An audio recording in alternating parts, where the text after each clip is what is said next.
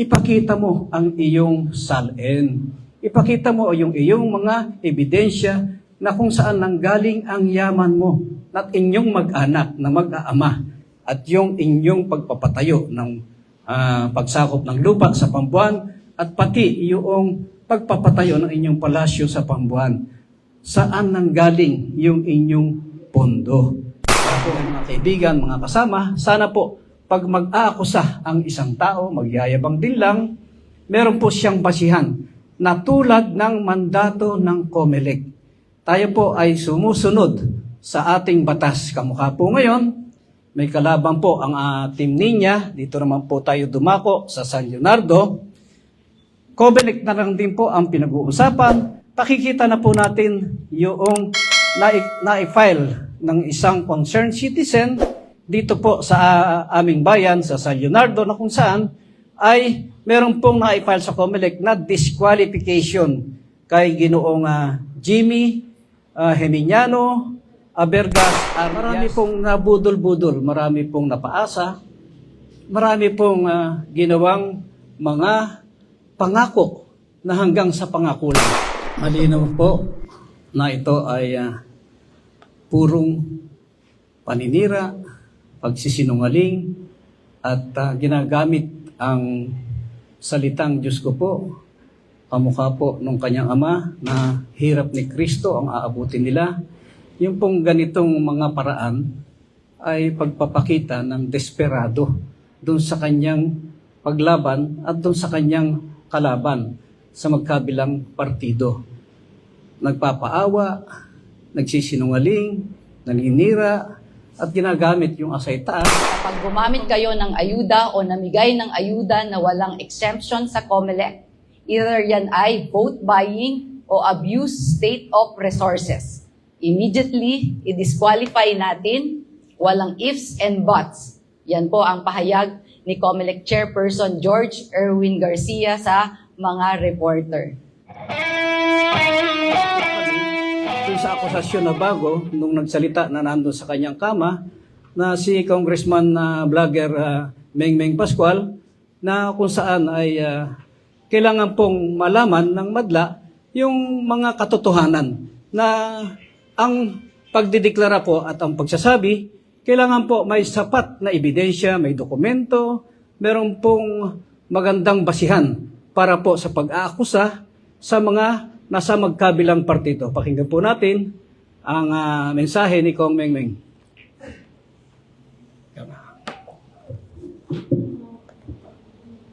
Ipalita sa inyo na Ano ba yan? magbuhat Focus po live. ngayong araw na ito, hindi na po pwedeng tumulong sa lahat ng private hospital sa buong Pilipinas. Nalulungkot ako dahil sa napakagaling po ng mga kalaban natin. Napakagaling. Nagawan po nila ng paraan na maireklamo ako doon sa COMELEC, sa nasyonal, na bakit daw ako tulong ng tulong sa mga nasa ospital. Panahon daw ng kampanya, panahon ng politika. Diyos ko, ginawa na po ang tumulong ngayon. Patawarin po ninyo ako, wala tayong magagawa ngayon, ha? Hindi na pwedeng tumulong ngayon sa doctors, sa Lacson Hospital, sa NEMC, sa doctors sa Cabanatuan, sa Good Samaritan, sa Premier Hospital. Lahat, alala po, hindi na pwedeng tumulong. Magbuhat na yung araw na ito hanggang May 12. O sige, nagtagumpay kayo. Binawal lang muna akong tumulong, pinraise ang aking mga pondo. Masaya ba kayo? Ha? Doktora Vlogger? Alam na gago?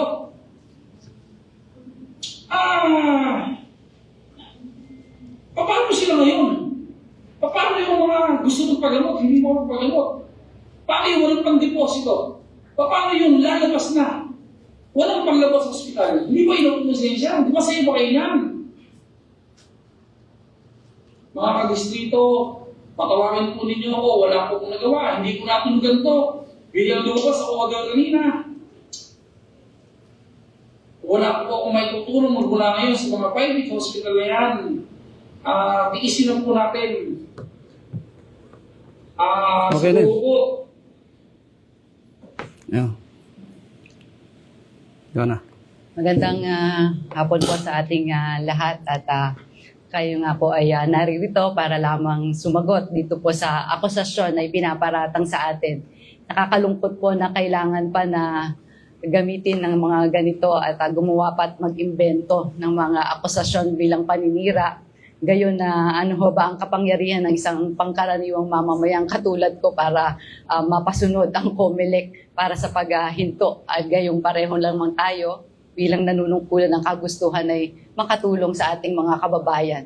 Ang katunayan po niyan ay nagkaroon po ang COMELEC ng ng ruling at ito po ay hindi natin hawak. Ito po ay babasahin ko lang po yung mismo pong sinabi ng ating COMELEC chair na si George Erwin Garcia. Sabi po niya, babasahin ko po ito, on the eve of the start of the 45-day local campaign period, the Commission on Election has warned of disqualification cases against national and local candidates who will distribute assistance, ayuda, without securing proper exemption from the poll body.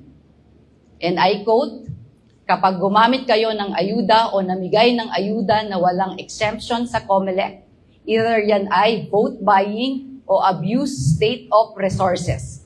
Immediately, i-disqualify natin, walang ifs and buts. Yan po ang pahayag ni COMELEC Chairperson George Erwin Garcia sa mga reporter. So, ito po ay, ang karagdagan pa po niyang sabi, may due process, yes, pero wala tayong pinag-iisipan sa bagay na yan. Total, ang Supreme Court ang nag-affirm ng kapangyarihan ng COMELEC. So, malinaw po na ito ang pagpapatigil ng mga pagbibigay ng mga ayuda na walang exemption ng COMELEC ay pinagbabawal po hindi ni Dr. Maricel kundi ng COMELEC. So sana po ay maliwanag sa ating mga kababayan na si Dr. Maricel ang tanging hangad lang din po ay makatulong at kahit kailan po ay hindi gagawa ng ganito at puro ito po ay puro maling paratang lamang.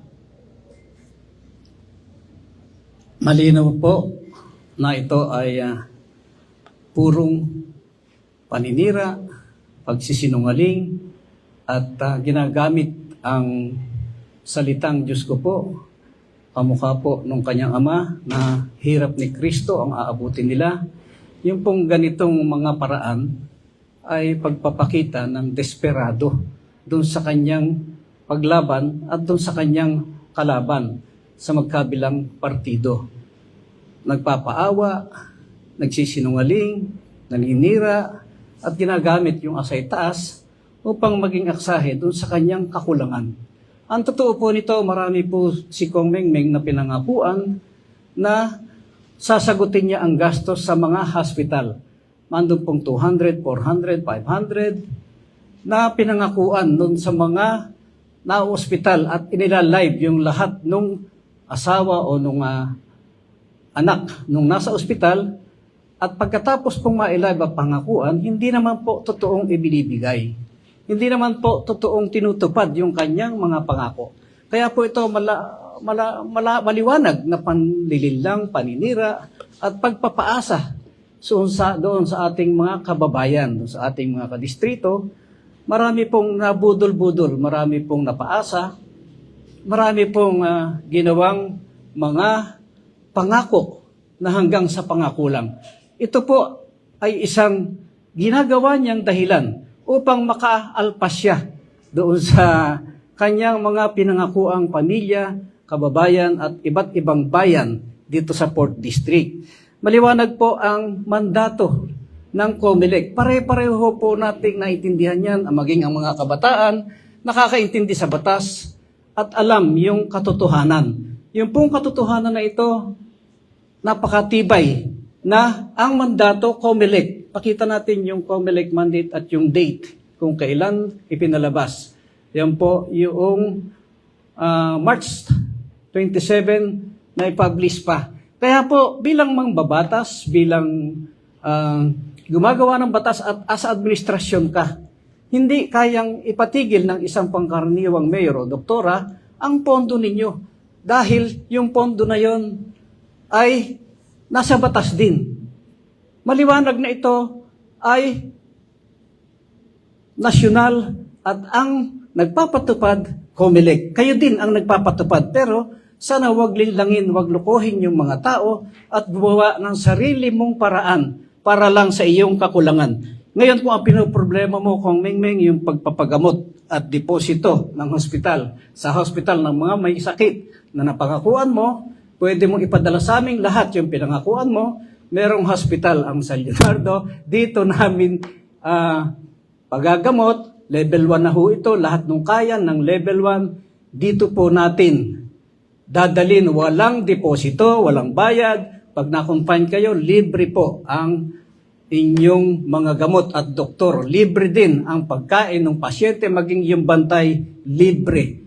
At si doktora po, lagi nang na-announce, dadagdagan po niya yung pag-announce mo sa health ang kanyang profession, ay sasabihin din niya kung ano pa ang libre dito sa aming hospital, sa San Leonardo ni Doktora.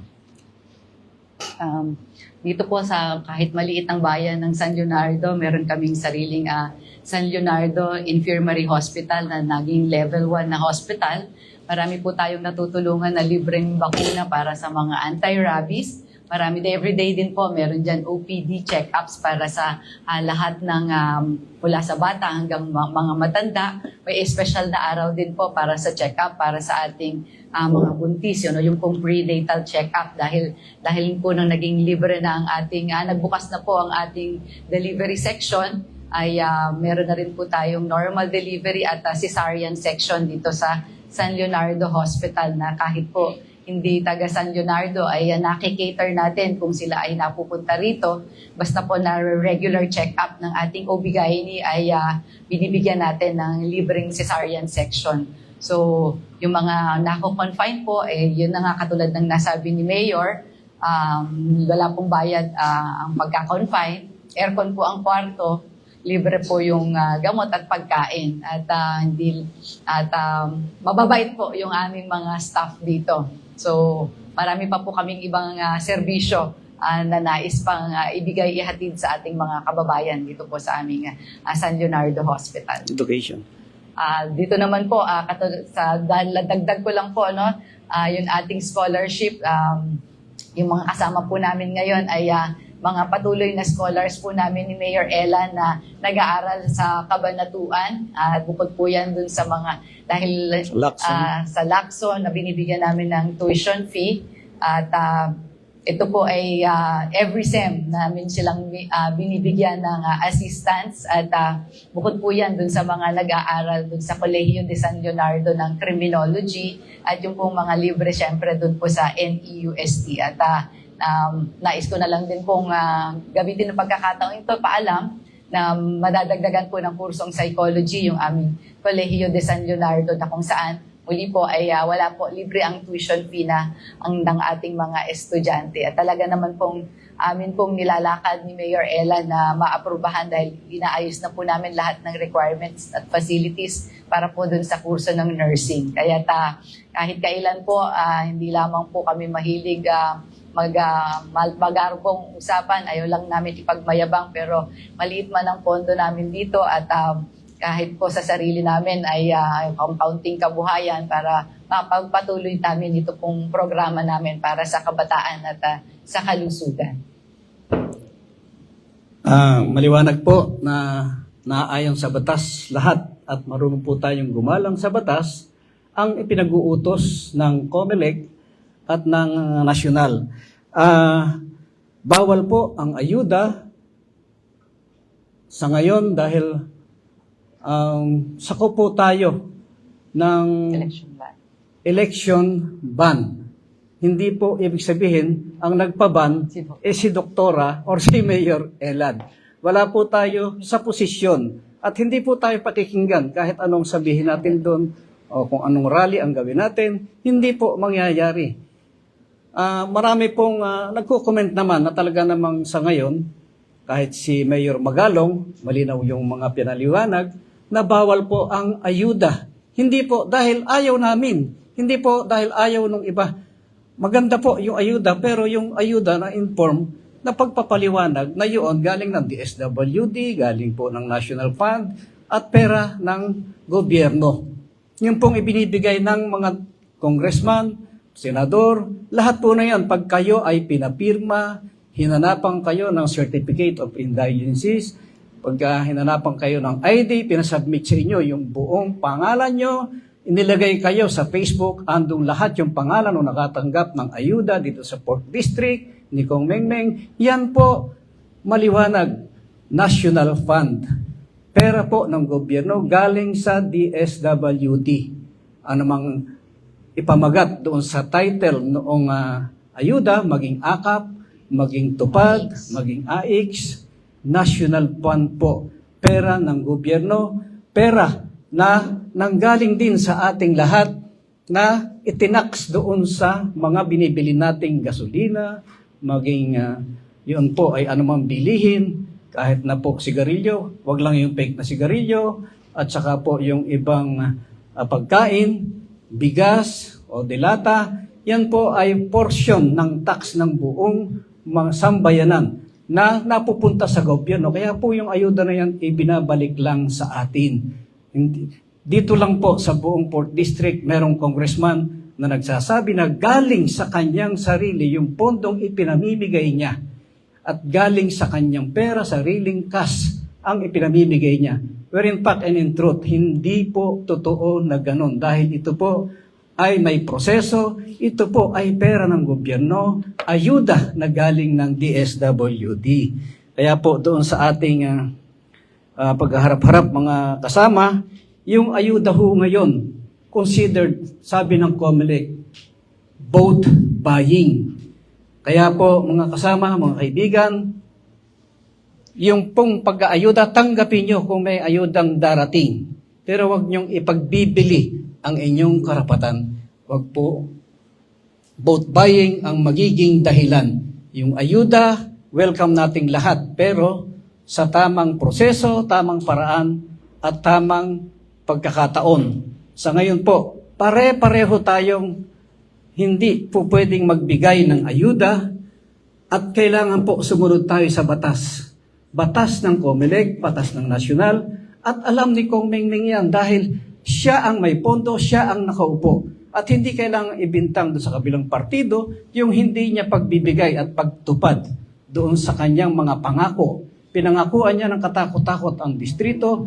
Ngayon po, gumagawa siya at humahanap ng dahilan ng paraan upang makatakas doon sa pangako na yon. Kaya nga po, uulitin ko, yung mga pinangakuan, kung kaya na gamutin ng level 1, welcome po kayo dito sa aming hospital, sa San Leonardo, Nueva Ecija, na kung saan libre po ang mga nabanggit kanina na programa dito po sa ating hospital. At yan po, bawal din kaming maglabas ng pondo. Kaya po, manghihingi lang din kami ng kaukulang mga panggastos doon na manggagaling sa mga pribadong kaibigan upang mabayaran yung mga pananagutan sa mga doktor at sa mga gamot na kakulangin doon po sa ating magiging pasyente sa buong distrito, maging buong Nueva Ecija. Kaya po ito hindi naman pinangako ang hospital neto. Welcome po kayo doon sa pinoproblemang malaki ngayon ni Kong Mengmeng dahil sa kanyang pangako at pagyayabang sa social media. Kaya po mga kaibigan, mga kasama, sana po pag mag-aakusa ang isang tao, magyayabang din lang, meron po siyang basihan na tulad ng mandato ng COMELEC. Tayo po ay sumusunod sa ating batas. Kamukha po ngayon, may kalaban po ang team niya. Dito naman po tayo dumako sa San Leonardo. COMELEC na lang din po ang pinag-uusapan. Pakikita na po natin yung na-file ng isang concerned citizen dito po sa aming bayan, sa San Leonardo, na kung saan ay meron pong na-file sa COMELEC na disqualification kay Ginoong Jimmy Geminiano Abergas alias Jimmy. At ito po ay na-receive ng COMELEC noong April 4, 2025. Ayan po ang katibayan SPA 25-045DC for disqualification. Ano po ang dahilan ng disqualification? Kaya kung nakikinig si Kong Mengmeng, yung mga akusasyon dapat may ganitong dokumento, meron kang ipapakitang katibayan, meron kang ipapakitang basihan doon sa pag-aakusa na si doktora ang nagpatigil ng iyong pondo. Kung di ka ba ulol, paano maipapatigil ng pangkaraniwang mamamayan yung pondo ng congressman? Ang lakas-lakas mo kay congressman speaker at lakas-lakas mo sa administrasyon, tapos magdadahilan ka na ipinatigil ni doktora ang iyong pondo. Kung di ka ba namang gago. Ito po ay pagsagot lang din sa mga kanyang akusasyon. Ito po, uulitin ko, kailangan may ebidensya ka, Kong Mengmeng. Huwag yung panagyayabang, pagsisinungaling, yung po parang urat ang magiging labas mo pagka ganun ang iyong mga pinagsasabi na walang basihan at pagyayabang lang, kasinungalingan, at yung ano-anong dahilan ang gagawin mo na magpapaawa at magdadrama ng maghahating gabi. Babalikan ko po yung ebidensya ang sinasabi ko sa COMELEC. Ito po ang naging kaso ni Mr. Abergas ay rape. Ang complainant po niyan ay napakalinaw na yung ni-rape niyang babae. Nakakahiya naman po sabihin pa yung pangalan, but she was raped by the petitioner in his house. Ito po yung kanyang mga ginawa na nagkaroon po ng desisyon sa ombudsman.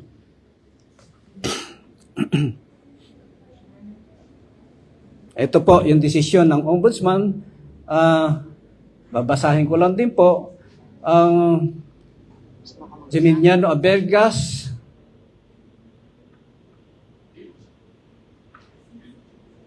administratively liable for grave misconduct. He is hereby dismissed from service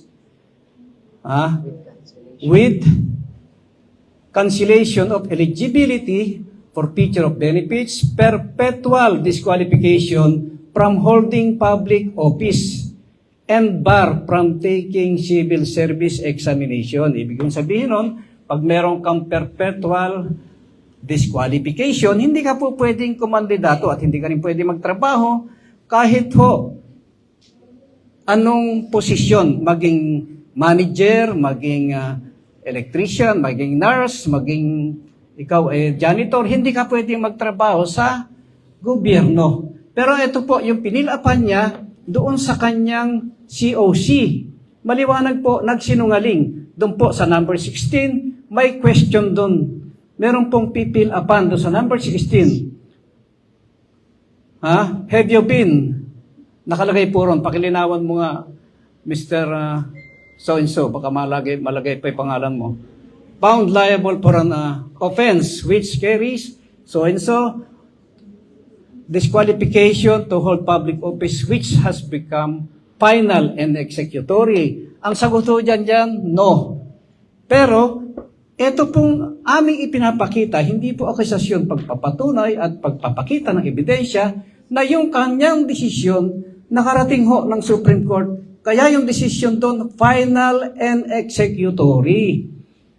Pakita mo ulit yung order naman ng Court of Appeal. Ito po yung Court of Appeal. Yung pong Court of Appeal, Supreme Court yan. Ayan, ang Court of Appeal, may pirma po ng mga justices. Wherefore, petitioner, pakisum uli, yung Geminiano Abergas, consider the motion for reconsideration filed by respondent Jimmy is hereby denied for lack of merit. So ordered. Ayan po yung pumirma, maliwanag po. At ito po yung sinasabi nating final and executory na ang nagdesisyon naman, nakarating po sa Supreme Court. Ito po yung Supreme Court Third Division na ang kanila pong ulit na desisyon noong pong January 9, 2015 the court resolves to consider this case closed and terminated. Ayan po, pirmado po ang justices na nasa kaliwa sa ilalim. Kaya po, sana, ganito sanang ebidensya ang pakikita mo kung Mingming, para na sa ganon kayong magkasama ng kandidato mo dito sa San Leonardo, may basihan, merong ebidensya at nanggaling sa korte. Kaya po itong mga galing sa korte na ito, dapat ito ang binabasihan nung pag-akawsa at pagpapaliwanag. Kamukha po nung ginawa mo doon sa Agaw Lupa sa Minalungaw. Ano ang hawak mo na ebidensya para bakuran yung mga lupa na sinasakop mo sa kasalukuyan doon sa Makabaklay at Minalungaw, Papaya, dito po sa General Tinio. At dito po makikita natin sa sariling niyang bibig, sa sariling niyang pagsasabi kung ano po ang ebidensya niya at kung ano yung kanyang pagsisinungaling. Panurin po natin kahit maikli lang yung pong video mismo ni Kong Mengmeng. Kung nag-send sa akin ng mga video, yung mga video na ito, mayroon daw nag-video na may mga puro na masagi na sinuho. Ewan, nasunuho doon.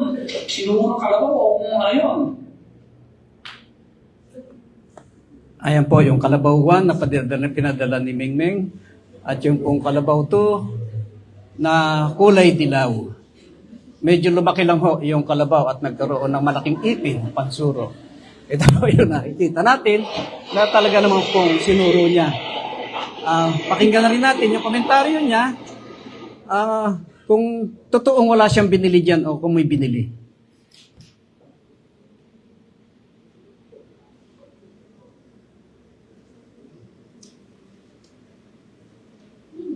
Ito natin lupa.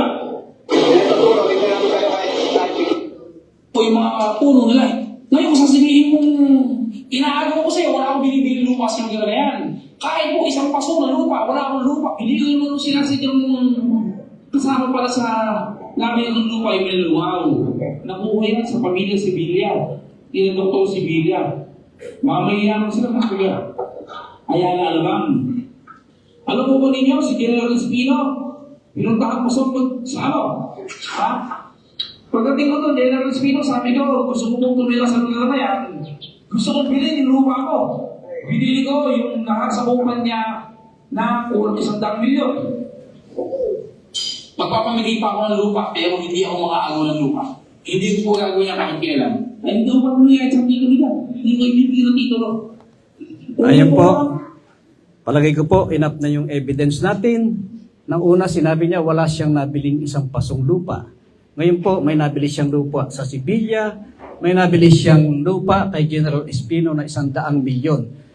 Kangina, mamimigay daw siya ng lupa, hindi siya mang-aagaw. Pero ngayon, hindi siya mamimigay ng titulo at wala siyang pamimigay na lupa. Sa madalit salita po, ubod ng sinungaling. Yung kanyang salita, siya rin ang bumabali, siya rin po ang bumabago. Ito po ay hindi paninira, kundi pagpapatunay. At kailangan din po, madinig natin doon sa may-ari ng lupa, kay Lucila Bautista, kung ano po yung naging experience nila.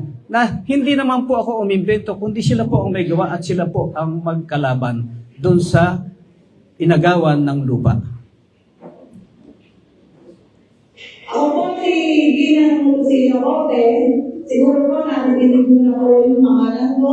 Isa po ako sa biktima po ng agaw lupa sa bayan po ng ang sityo Makabaklay po, Minalungaw. Ako po yung isa sa inalagaan, siguro po ng lupa ni Congressman pinapuntahan po niya ako sa ex-kapitan na si Flaviano Gregorio po ng Barangay Makabaklay.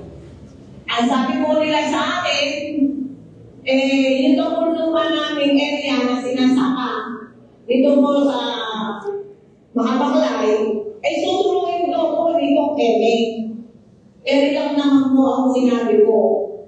Bakit naman susuruin? Kami ay nakukuhay ng tahimik. Nagsama kami, binagyaman namin ang lupa. Bakit abot-abot ay susuruin nila? Wala silang ipinakikita papel sa amin kahit po ano, wala pong ipinakikita.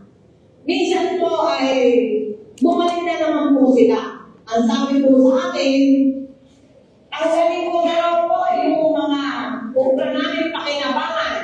Doon po sa lupa namin sinasaka. Ang totoo po yan, yung po aming sinasaka ay 14 na hektarya. Puno po ng saging, puno po ng kabayan.